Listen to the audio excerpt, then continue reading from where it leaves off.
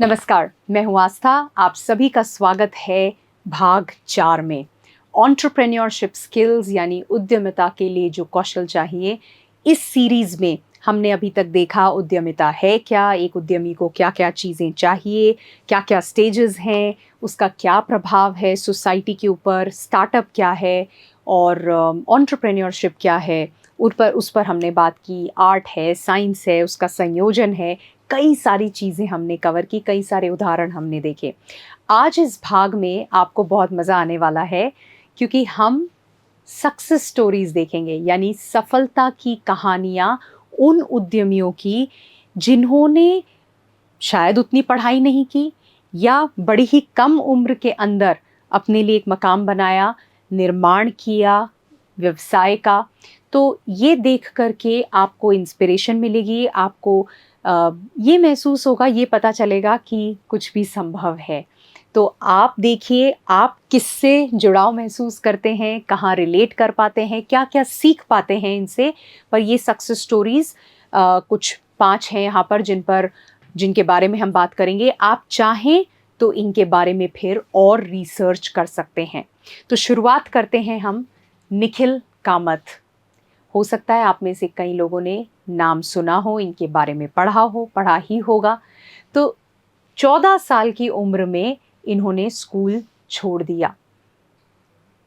कोई formal degree इनके पास नहीं है, इन्होंने स्कूल छोड़ा और स्कूल छोड़ने के साथ इन्होंने कॉल सेंटर में काम किया, पहली नौकरी थी, और उसके साथ साथ ये इक्विटी ट्रेडिंग करने लगे, है ना।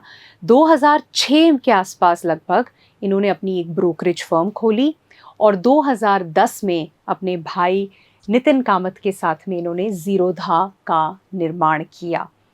तो 14 साल का बच्चा और उसके बाद 2010 में ज़ीरोधा का निर्माण किया। चेस खेलते थे और कोई, जैसा मैंने कहा, कोई फॉर्मल डिग्री नहीं थी, कोई किसी बड़े स्कूल में कॉलेज में जाकर इन्होंने कोई ज्ञान प्राप्त नहीं किया था जिसके बाद व्यवसाय शुरू करें। लेकिन जो इनका प्रैक्टिकल एक्सपीरियंस था, इनकी जो नॉलेज थी, जिसे हम कहते हैं व्यावहारिक ज्ञान और अनुभव, बहुत कीमत है इस अनुभव की, है ना। इसीलिए हमने ये एक चीज़ मैं हमेशा कहूँगी कि आपका जो अनुभव रहा है अभी तक, उसको नज़रअंदाज मत करिए। हो सकता है आप सोचते हो कि ये तो कोई मामूली सी बात है, इतनी कोई ख़ास चीज़ नहीं है। आपको नहीं पता वो अनुभव आपको कहाँ ले जा सकता है। तो सिर्फ उस अनुभव और उस प्रैक्टिकल नॉलेज, व्यवहारिक ज्ञान, कोई टेक्निकल खास एक्सपर्टीज़ नहीं थी, कोई फॉर्मल डिग्री नहीं थी, उसके बावजूद उसकी वजह से उन्होंने स्टॉक ट्रेडिंग की, जो हमने बात की, सिर्फ उसके कारण, और फिर ज़ीरोधा का निर्माण किया। और ज़ीरोधा आज की तारीख में one of the largest stock brokers हैं इंडिया में। स्टॉक ब्रोकरों में सबसे ऊंचा नाम, बड़ा नाम है, और ये जाने जाते हैं अपने डिस्काउंट ब्रोकिंग मॉडल। फिर उसमें उन्होंने कुछ इनोवेशन किए, किस तरीके से कमीशंस कम हो सकें, वो सारी चीज़ें, है ना। तो हम बात करते हैं कि किसी भी व्यवसाय में शुरुआत करना तो एक पार्ट है, लेकिन उसके बाद निरंतर क्या नया ला सकते हैं जिससे वो आगे बढ़े, इनोवेशन, नवाचार जिसकी हमने बात की, वो इन्होंने किया। और यही नहीं, इन्होंने निर्माण किया और भी कंपनीज को फाउंड किया। ट्रू बीकन एक है, ग्रूहास है, वो भी इन्हीं के वेंचर्स हैं, इन्हीं के व्यवसाय हैं।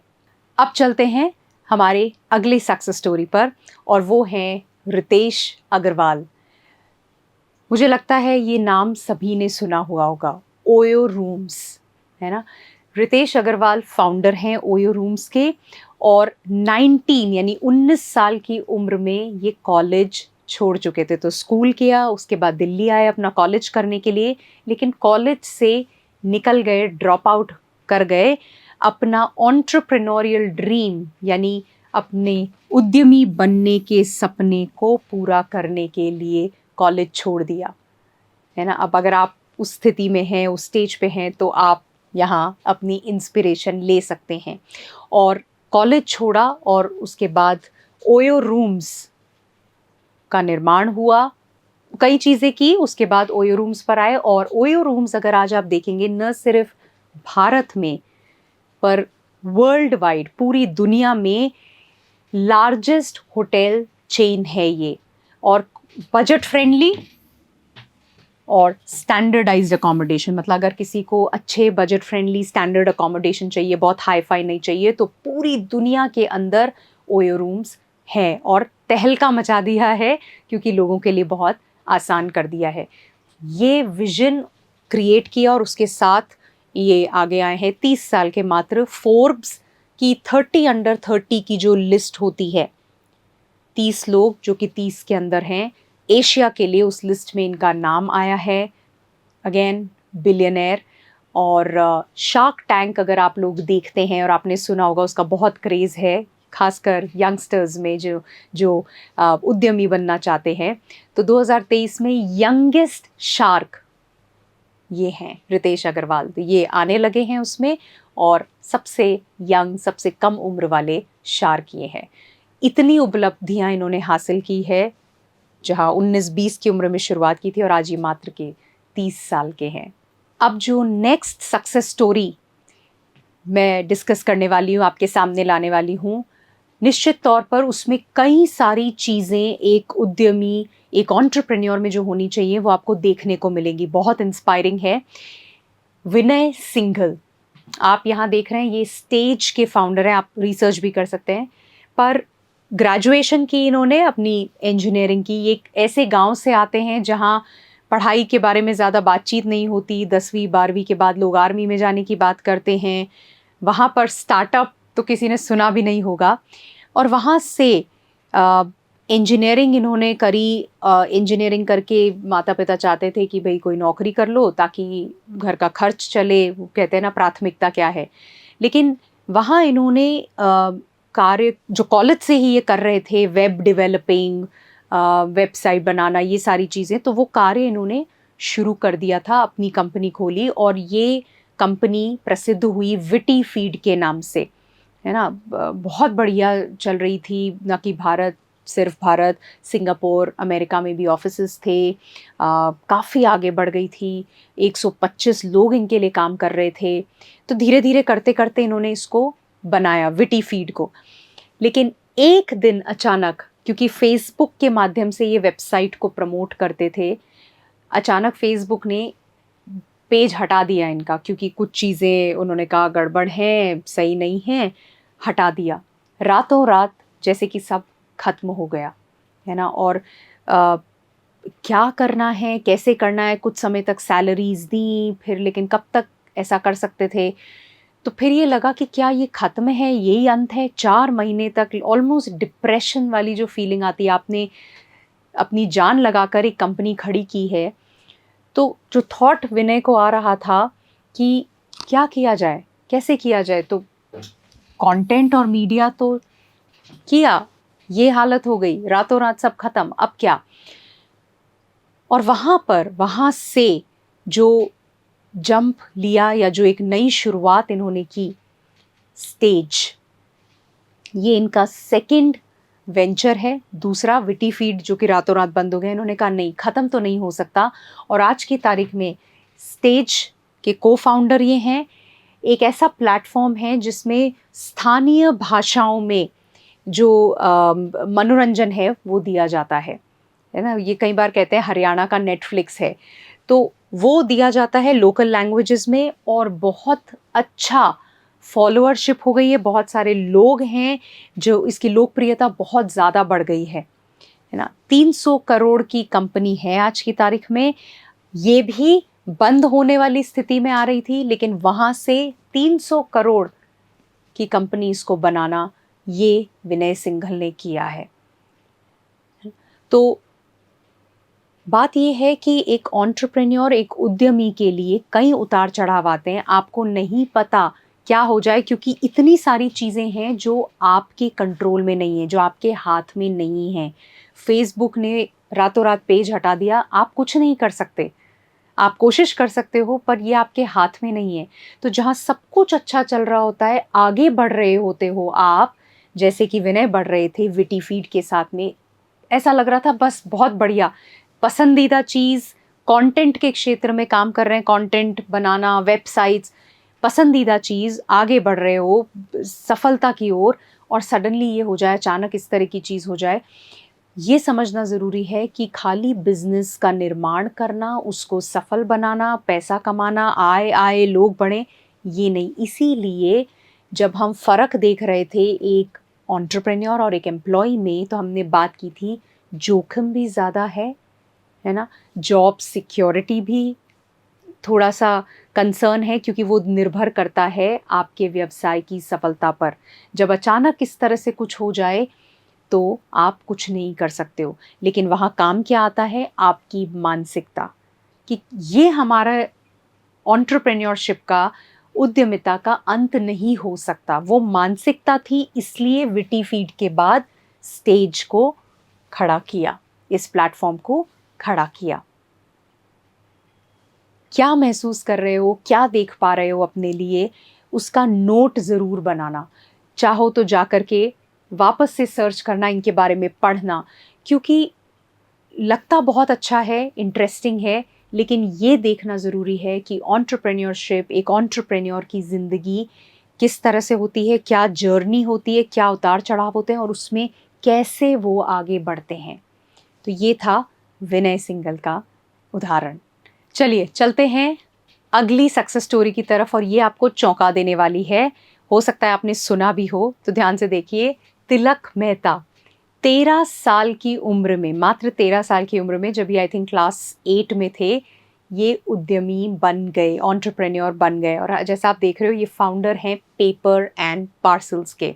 तो इनके साथ हुआ कुछ ऐसा कि कुछ मुंबई के दूसरे कोने से इनको कुछ किताबें चाहिए थी उसी दिन, पर वो तो पॉसिबल नहीं था, कहाँ से कैसे लाएं वहाँ से।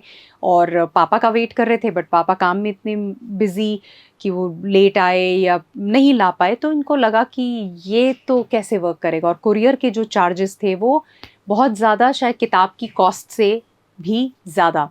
तब इनका दिमाग ठनका और इन्होंने कहा कि ऐसी एक कुरियर लॉजिस्टिक्स कंपनी का निर्माण होना चाहिए, जहाँ पर सेम डे, उसी दिन में हम कोई भी पार्सल है वो एक कोने से दूसरे कोने तक पहुंचाया जा सके। कुरियर कंपनी पर रिलाय करने की, उनके भरोसे रहने की ज़रूरत ना पड़े। और तब निर्माण किया इन्होंने पेपर एंड पार्सल्स का, जो हमने बात की थी कंपनी। और क्या किया इन्होंने, बड़ी खूबसूरत चीज़, मुंबई के डब्बा वाला, सबने सुना होगा डब्बा वाला के बारे में, है ना। वो जो डब्बा वाला का नेटवर्क है वो इन्होंने यूज़ किया, जो लंच बॉक्सेस डिलीवर करते हैं, वो नेटवर्क इन्होंने यूज़ किया ताकि सेम डे डिलीवरी हो सके। जो छोटे छोटे पार्सल हैं, किताबें हैं, डॉक्यूमेंट्स हैं, कोई भी दूसरे आइटम है, वो नेटवर्क को कैसे यूज़ करके सेम डे डिलीवरी हो सके। और कुछ साल पहले ये 100 करोड़ का टर्नओवर क्रॉस भी कर गए। टेडेक्स स्पीकर हैं, कई प्लेटफॉर्म्स पर इन्हें बोलने के लिए बुलाया जाता है। पर ये है, तो कल्पना कीजिए एक छोटी सी, अब यहाँ हम क्या सीख सकते हैं, जो हम बात कर रहे थे कि कोई बहुत बड़ा अनोखा जुबेदार आइडिया होना ज़रूरी नहीं है। आपके इर्द गिर्द कुछ घट रहा है, कोई समस्या है, जैसे कि तिलक ने देखा, अरे मुझे आज किताबें चाहिए, वो किताबें मुझ तक पहुँच ही नहीं रही, पापा को नहीं बोल सकता, वो कब आएंगे, थके हुए आएंगे, कुरियर के चार्जेस ज़्यादा हैं, क्या करूँ। और वहाँ वो गैप जो था, वो ज़रूरत जो थी, वो उनका आइडिया बनी, और 100 करोड़ से ज़्यादा की कंपनी खड़ी हो गई है। कितनी अद्भुत बात है। पर अगर ये कर सकते हैं तो आप भी कर सकते हो। मात्र 13 साल की उम्र में अपने मामा के साथ इन्होंने ये कंपनी शुरू की। क्या चल रहा है अभी जहन में, ये देख करके। और अब जो आखिरी सक्सेस स्टोरी है जिसको मैं आपके सामने लाने वाली हूँ, ये भी एक बहुत चौंकाने वाली है, और आप कहेंगे कि अच्छा ये भी एक आइडिया हो सकता है। तो ये है स्टोरी तृष्णीत अरोरा की। ये फाउंडर हैं टैक्स सिक्योरिटी के। अब तृष्णीत को कोई इंटरेस्ट नहीं था स्कूल में, पढ़ाई में। 8वीं कक्षा में ये फेल हो गए और फिर ड्रॉप आउट कर दिया इन्होंने कि पढ़ाई मुझसे नहीं हो सकती। लेकिन शुरू से ही इनका रुझान, इनकी रुचि थी कंप्यूटर्स में। है ना, hardware, software, cyber security, hacking में बहुत माहिर थे। अब उन्होंने इसको एक बहुत ही क्रिएटिव, बहुत ही अच्छे दिशा में प्रयोग किया। तो क्योंकि रुचि थी, क्योंकि इतना इंटरेस्ट था सब में, तो इन्होंने टैक्स सिक्योरिटी सॉल्यूशंस का निर्माण किया 2013 में, और उसका उद्देश्य ये था कि कंपनियों को साइबर सिक्योरिटी दे पाएँ, क्योंकि डेटा थेफ्ट, आपको पता है साइबर क्राइम कितना ज़्यादा बढ़ गया है, डेटा चुरा लेते हैं। तो वो बड़ी बड़ी कंपनियों में, इनके क्लाइंट्स बड़े बड़े हैं, और इन कंपनियों को साइबर सिक्योरिटी, साइबर सुरक्षा की सेवाएं ये प्रदान करने लगे। और इतना बड़ा क्लाइंट बेस इनका हो गया, जिसमें गवर्नमेंट बॉडीज़ हो गई, पुलिस के जो विभाग हैं अलग अलग, कई सारे निगम हैं, बहुत अच्छा क्लाइंट बेस इनका बन गया, जिनके साथ ये काम करने लगे, ये सर्विसेज, सेवाएं ये देने लगे साइबर सिक्योरिटी की। कई सारे पुरस्कार इनको मिले, इनके काम के लिए इनको पुरस्कारों से नवाजा गया है। और फोर्ब्स 30 अंडर 30 एशिया की जो लिस्ट है 2018 की, उसमें भी इनका नाम आया है। ये एक ऑथर हैं, कई पुस्तकें इन्होंने लिखी हैं अपने सब्जेक्ट को लेकर के, और एक स्पीकर भी हैं, वक्ता हैं, कई प्लेटफॉर्म्स पर इनको बुलाया जाता है। अब आप सोचिए, 8वीं फेल, पढ़ाई में कोई रुचि नहीं, अक्सर आप ये सुनेंगे, अरे करेगा क्या ज़िंदगी में, आगे करना क्या है, बढ़ेगा कहाँ पर। वहाँ से एक इंसान जो कि स्पीकर है, कई प्लेटफॉर्म्स पे जाकर बोलते हैं, वक्ता हैं, ऑथर है, किताबें लिख चुके हैं, इतने बड़े बड़े क्लाइंट्स हैं जिनको केटर करते हैं, जो इनकी लिस्ट में हैं। ये सिर्फ किस लिए?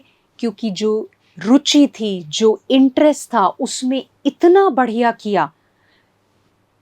हैकिंग, साइबर सिक्योरिटी, कंप्यूटर में जो सॉफ्टवेयर, हार्डवेयर, जो भी इंटरेस्ट था, उस पर इतना काम किया कि कोई मुकाबला नहीं कर सकता। ये इतने बढ़िया हैं उसमें कि ये सर्विसेज देते हैं, और कंपनियां कोई भी कीमत देने को तैयार है, क्योंकि उस डेटा की अहमियत है। अब सोचने वाली बात ये है कि ये समस्या आपके इर्द गिर्द ही है, तो आपकी लाइफ केवल पढ़ाई पर ख़त्म नहीं हो जाती है। क्या आइडिया है, वो क्या ज़रूरत है, और जिसमें आपकी एक्सपर्टीज़ है, आपका कौशल है, आप बहुत बढ़िया हैं, आपकी रुचि है, आपका मन है, आप तन मन धन से उसका निर्माण कर सकते हैं, उसको आगे बढ़ा सकते हैं। तो आप देखिए क्या क्या संभावनाएं उद्यमिता आपके लिए लेकर आ सकती है। मैं आशा करती हूँ ये 5 सक्सेस स्टोरीज़ यहाँ जो आपने देखी, बहुत अलग अलग तरह की चीज़ें हैं, लोगों के अलग अलग बैकग्राउंड हैं। ऐसे बहुत सारे और केस आपको मिलेंगे, बहुत सारी ऐसी कहानियाँ मिलेंगी जहाँ पढ़ाई या क्वालिफ़िकेशंस उतनी ज़्यादा नहीं हैं, लेकिन फिर भी उन्होंने निर्माण किया व्यवसाय का, और वहाँ लगे रहे। हम ये पार्ट आज देख रहे हैं, लेकिन इसके पीछे की जो मेहनत है, जो सहनशीलता है, जो पेशेंस है जिसके साथ वो आगे बढ़ते रहे, वो हमें नहीं पता। इसलिए मैं यही गुजारिश करूँगी कि इन 5 लोगों के बारे में, या और कोई भी एंटरप्रेन्योर्स हैं, उनके बारे में पढ़िए, उनकी ऑटोबायोग्राफी पढ़िए, बायोग्राफी पढ़िए, ये देखिए उनकी जर्नी कैसी है, क्या उतार चढ़ाव उससे वो गुजरे। उससे आपको प्रेरणा भी मिलेगी, और आपको ये अंदाज़ा लगेगा कि क्या क्या होता है, कितना जोखिम है, और लेकिन संभावनाएं क्या क्या हैं। मैं आशा करती हूँ ये इंस्पायरिंग रहा, आपको समझ आया, और अगले भाग में हम मिलेंगे नए सामान के साथ। तब तक के लिए नमस्कार।